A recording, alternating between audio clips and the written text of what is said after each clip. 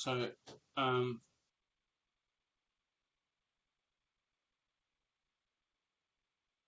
okay, just do. Oh, it's more than just all of you. So you can't see the Netacad. All right, all right. Let me close the share and reopen it on the actual screen share rather than the application. I think that's what the problem was. Can you now see Netacad IT Essentials? Okay. I normally set it up as a screen share rather than an application share. Sorry. All right. I'm going to record this and post it up as a video, just like presentation videos I post up, so that you've got this to refer back to later on. And for those people that haven't joined us here, get to see this information as well. So when you log in to your course, which I'm hoping you've all worked out how to launch your course by now, within it, eventually it tells you to go off and do activities, but at any time you can come down in the course index and look at just the packet tracer activities, and it will tell you what chapters there are that have activities. So if we just click on an activity,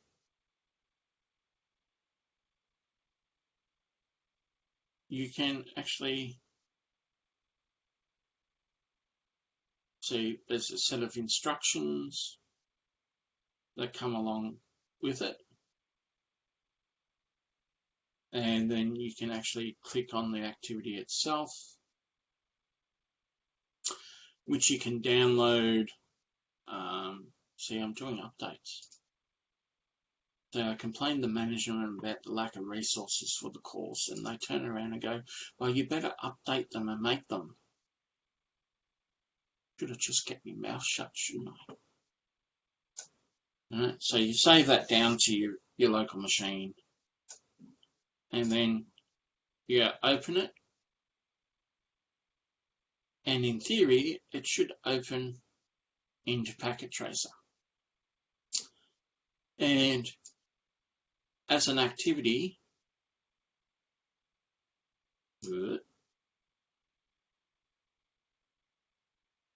you'll have all these screens open up, and you can move. You should be able to move them around. What else? Oh, it doesn't like the user profile.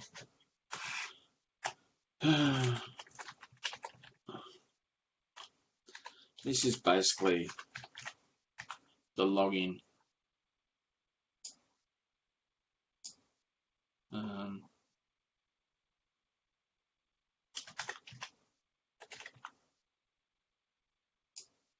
For one of the activities. All right, so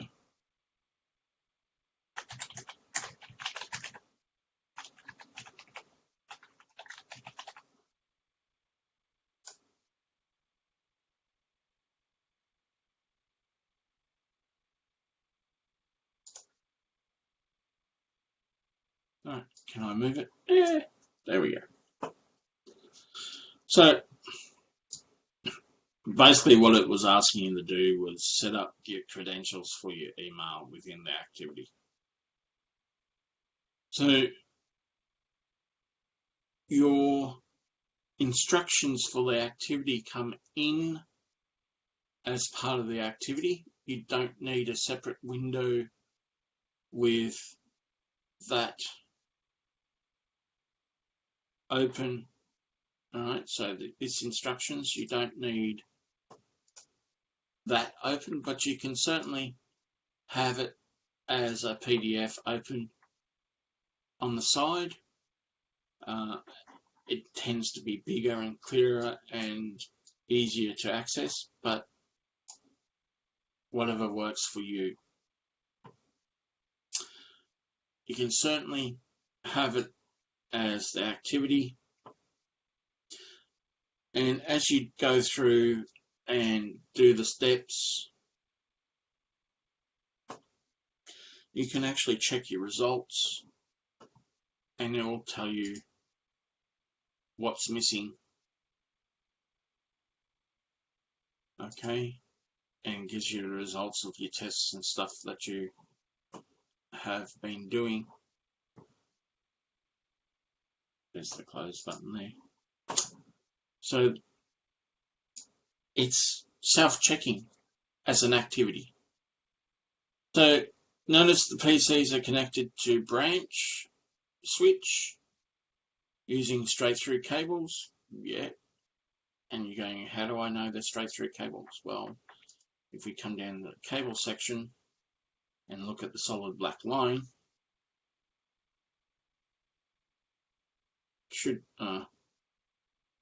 in normal circumstances it would actually give you a description of what the connection type is, but we're in an activity. So, and the trouble with having the instructions as part of the lab activity is you're going to keep swapping in between.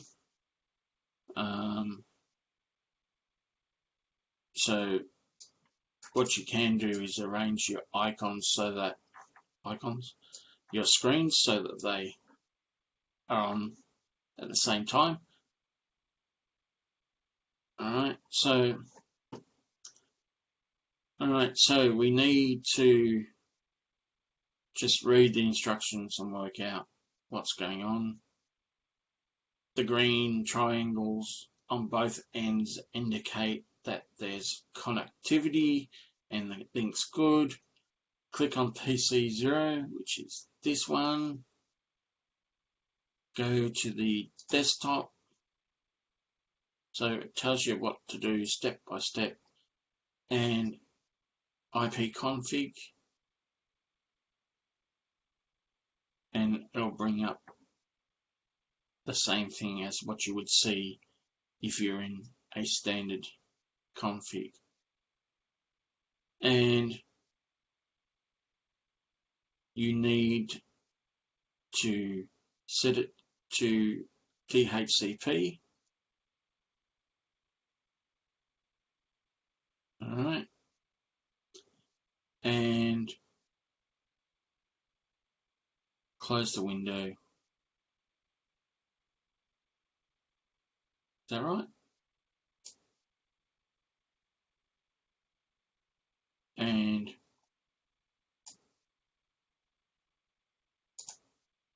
if you, how do I check whether it's successful? Could have been a request successful message.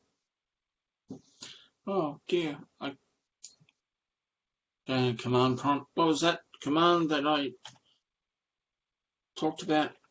ipconfig/all. And what's this? I have an IP address. I have a gateway address. I have domain name addresses. Okay. I have a physical address. So it's a good play bed on how to do it. Now, if we close that, and if I went to check results, I now should have a green tick on one of the items. And it gives me a point score. So there's a total of 6 items that need to be done, and a total of 30 points that can be earned by doing them. So just work your way through each activity and just use the check function to work out whether you've missed something or not. So that's how activities work. themselves. So you just download, click on the activity link within the curriculum, okay, and you'll come to, and I clicked on the wrong screen, it's that one that I want. So just click on your PKA file and it will come up with Packet Tracer and you can step your way through it. Now, if you want to explore Packet Tracer by itself, you can. You can create networks, do all sorts of things to practice as you go through. You can, it's like every application, you can open files, you can save them. All right, so basic functions are, these are your categories across the top row, and these are your sub menus, if you like, along the bottom, and these are all your options which occur within each menu line. So the first one, routers, next one, switches, then you've got hubs, repeaters, then you've got wireless stuff,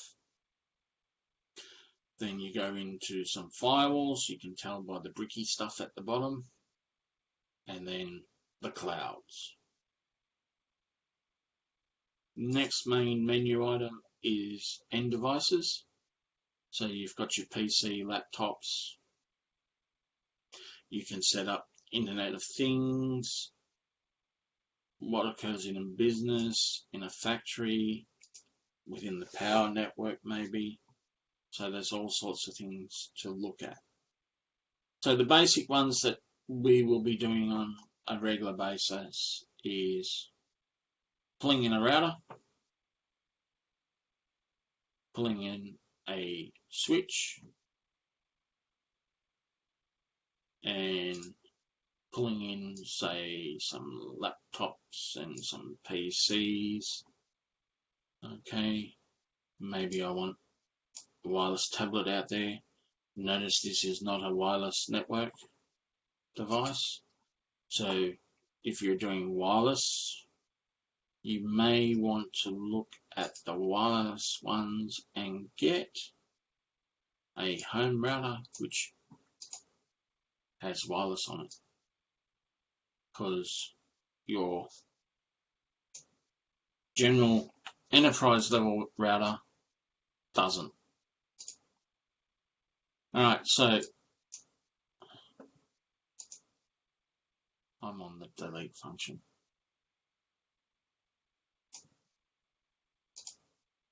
Alright, so a wireless will automatically talk to each other, but it's not connectivity, it's just saying that's the cable equivalence, that's the media connection.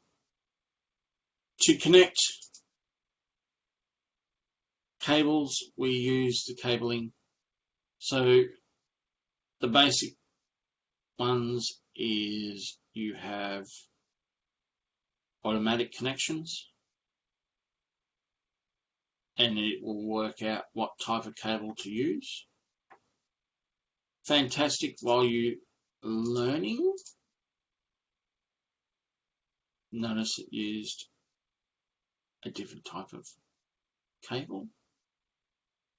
Why? Is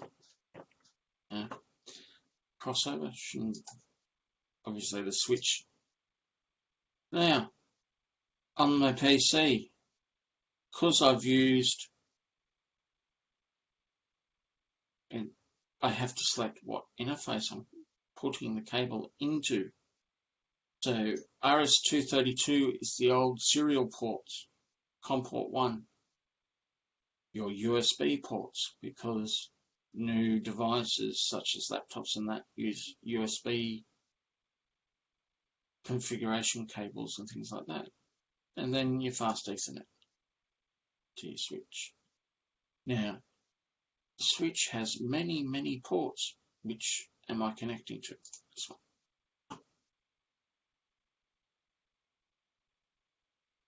Give it a while, and it'll turn from yellow, which is learning, to a green, which is connected. Now, all devices come in with power turned on. If you want to make changes, you've got to turn the power off. So within that, I can actually take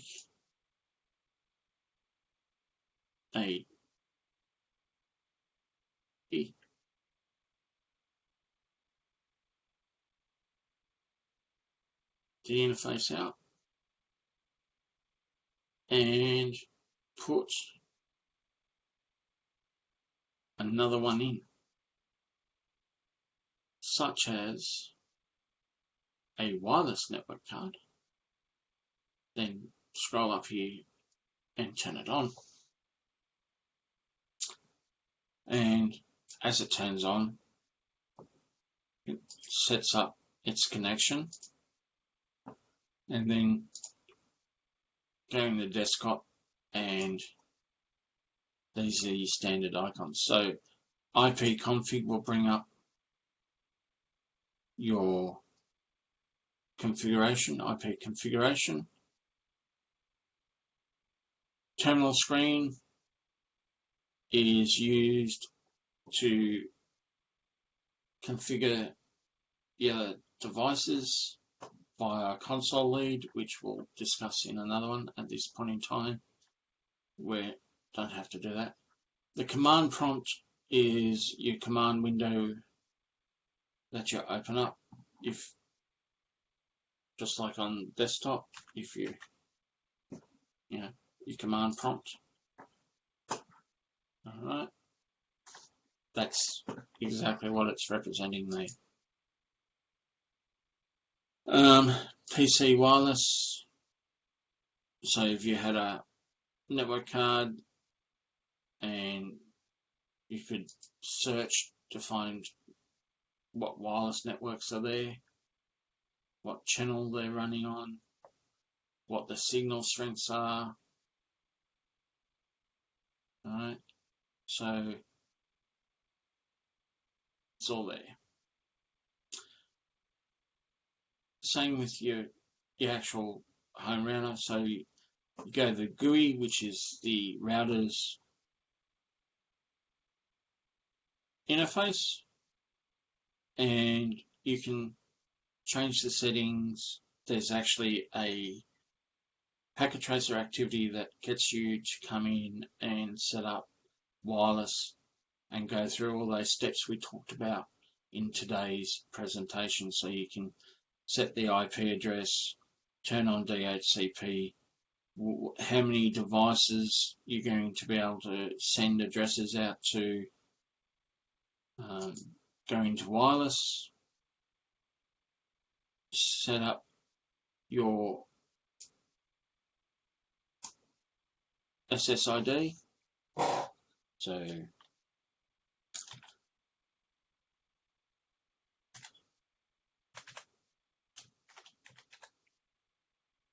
wireless net enabled. I'm going to use channel 1. No, I'm going to use channel 7. Bandwidth 20 or 40. Select that. Leave it on auto. That way it will adjust depending on the client requirements. And as it's an N device, I can have 5 gigahertz as well as 2.4. And always remember to scroll down and save your settings. Alright, so now if I look at my refresh, I have wireless net. It's on channel 10, 71 and I can connect to it. And that will push out an IP address and everything to the desktop. Again, you can have the option of expanding that so you can see the full application, or just sliding to get around. So if I come into DHCP, there's the information that was pushed out from the DHCP server and all connected. So that's a very, very basic run through. And what I'll do, because that's 90% of the things you need to do under the packet tracer activities. But the packet tracer activities, as I said, have a step-by-step instruction set with them. So there's that. And as we progress through the different elements, I'll expand on this series of packet tracer little slides, shows, and talk about all the different elements about it. And actually what I'll do is go through and make a script of all the elements we really need to cover and do it as a proper presentation with a script, and rather than off the cuff like today. But that's the basics of it. And just have a look. The physical side of things, I've never used. Okay, I've only used logical, but you certainly can.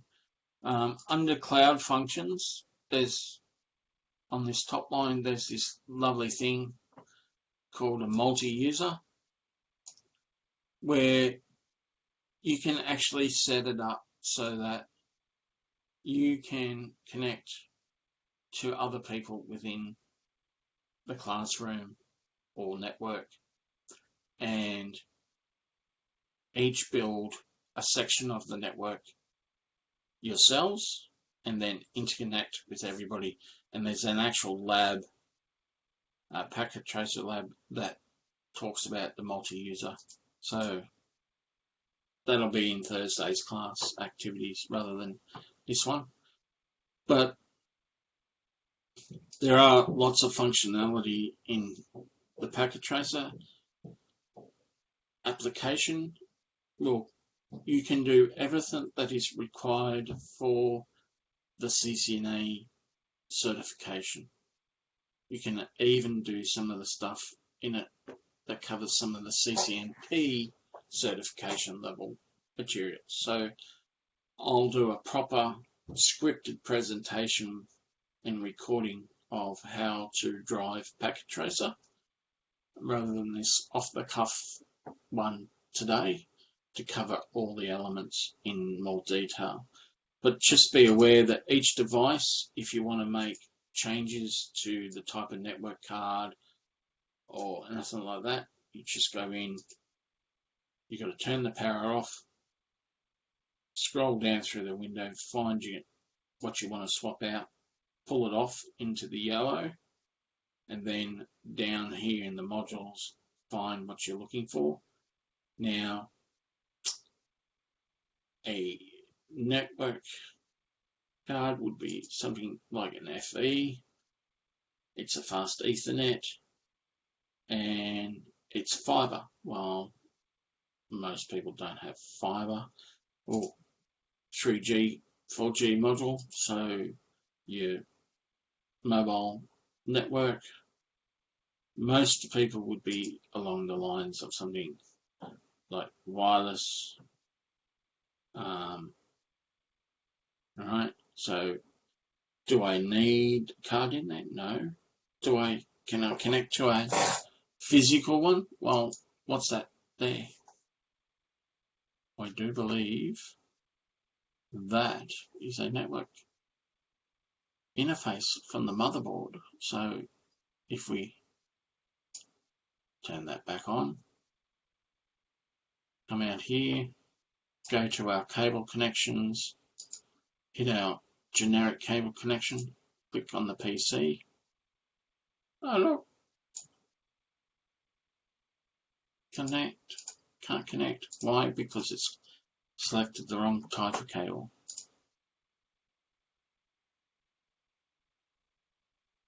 Oh, it's only got USB ports, no network cable. Interesting. So you can hit the escape button to cancel a function. So in the module selection,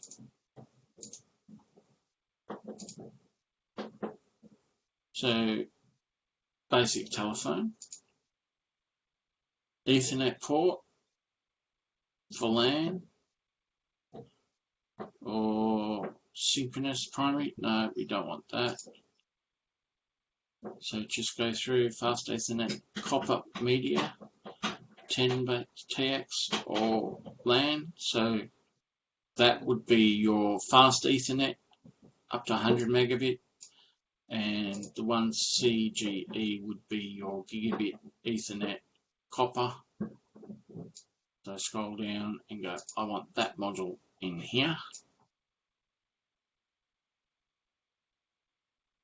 And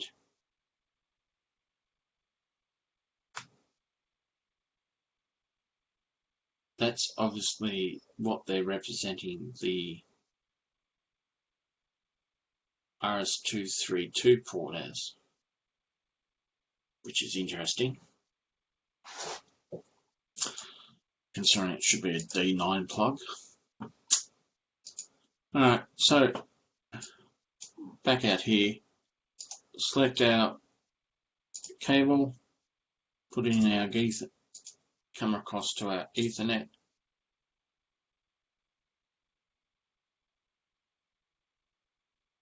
Give it a second or two to come up, and then go back to IP config, click across to DHCP.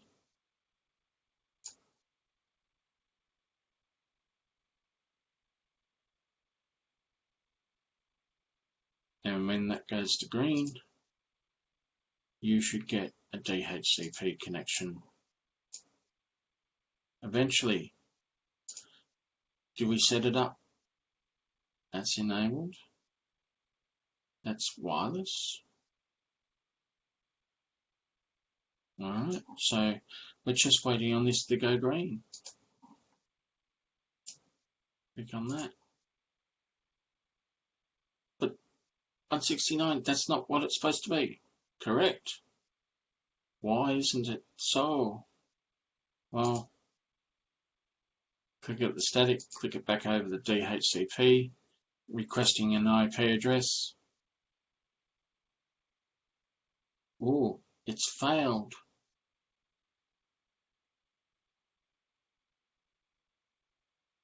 So now you've got to troubleshoot why. My suggestion is that cable's wrong.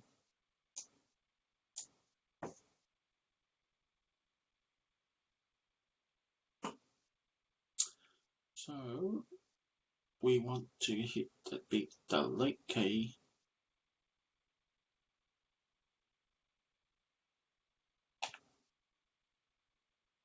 Delete it. Wait, that's not what I had selected. Ooh. Up here, undo. We'll only undo one item. Isn't that nice? Hit the delete key, delete what you want. Hit the escape key to go back. Add me PC back in.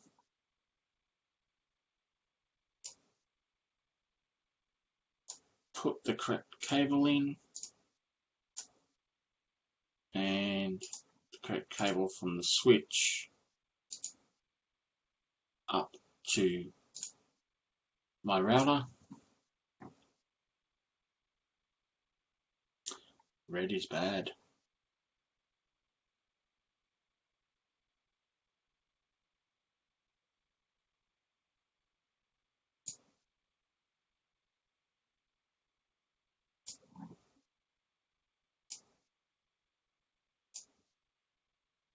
So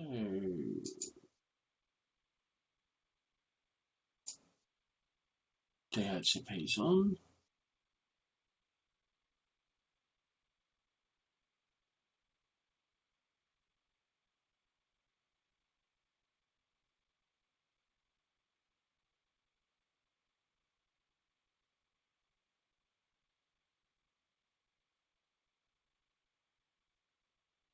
No internet connection, that's as expected. Local network. Enabled. So why aren't you pushing out addresses?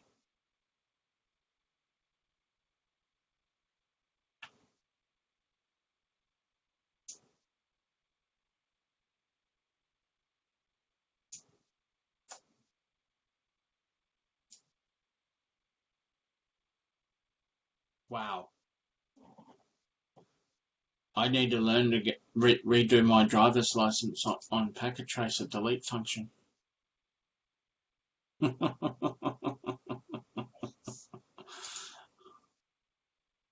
just want to delete the cable, not the whole thing. Thank you.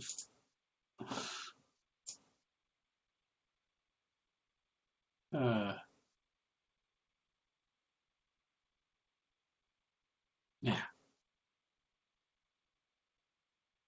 question mark, cable.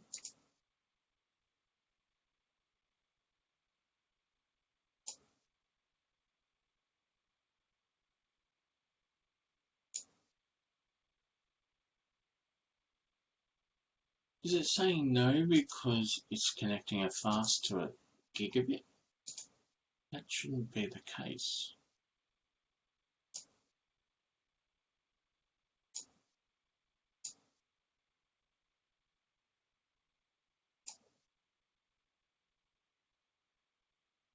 Okay. It is the case.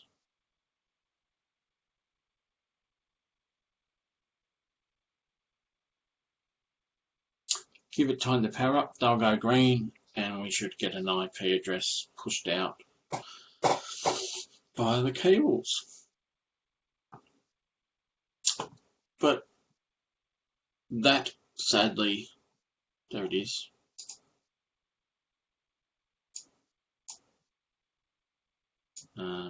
IP config. Request sent, request successful. There's my IP address information. And same on a laptop, change it to DHCP, there it is, 102. And because we didn't configure DNS server on the router, we're not getting one pushed out.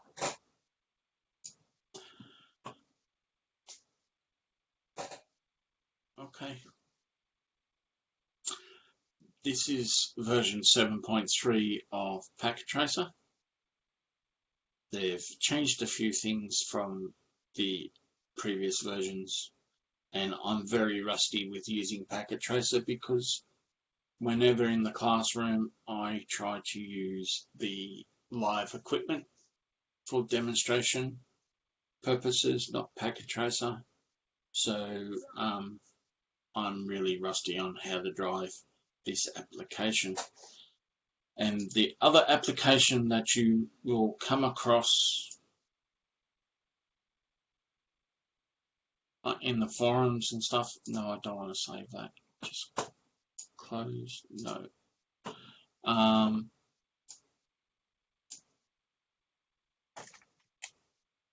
Is GNS3. It is Graphical Network Simulator 3. I don't even know what the latest Okay, so the latest, you need to sign up, which is basically they just send you an email with updates and stuff. Okay. And the latest version is 228. Now, the problem that you will have on GNS3 is it uses live operating systems in it for the Cisco kit. So it has very specific requirements on the type of operating system that it will accept for use. And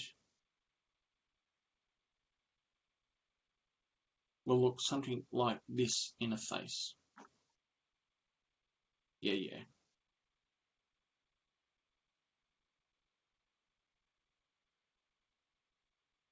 Alright, so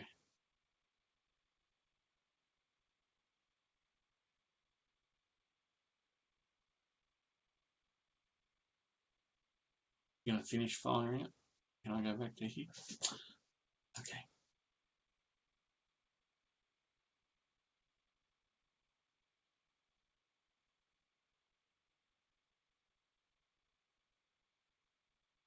So it's telling me that I don't have the latest GNS and it wants to update. They do this every now and then. So what you got there is the actual back of house server that runs behind this nice GUI interface running in a virtual machine. And I can come in here and select various models of Cisco devices. And if I have the corresponding operating system in it,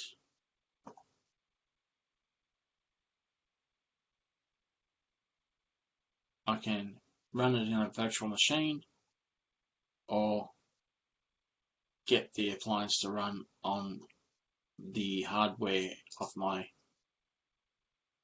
machine. So there it is. I'm missing the image file. Well, I'm not actually missing it. I haven't imported it in. So you need to get a collection of operating images from somewhere. Now, I have a collection. I can't remember where I've stuck them all.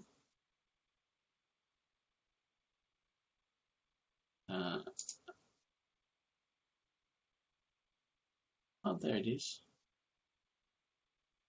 All right, so I can go into here, GNS projects, operating systems, and go, there it is. Yes.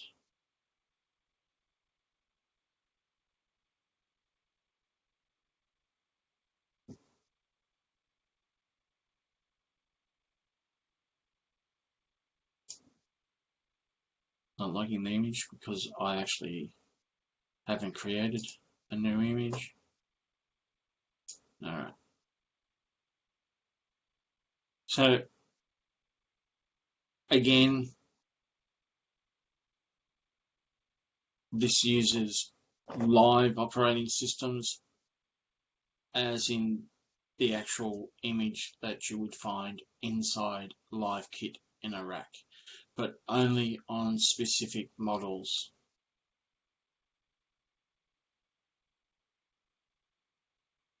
Okay, and you can use Juniper and that, and there's a whole, all this stuff is new, okay, in this version.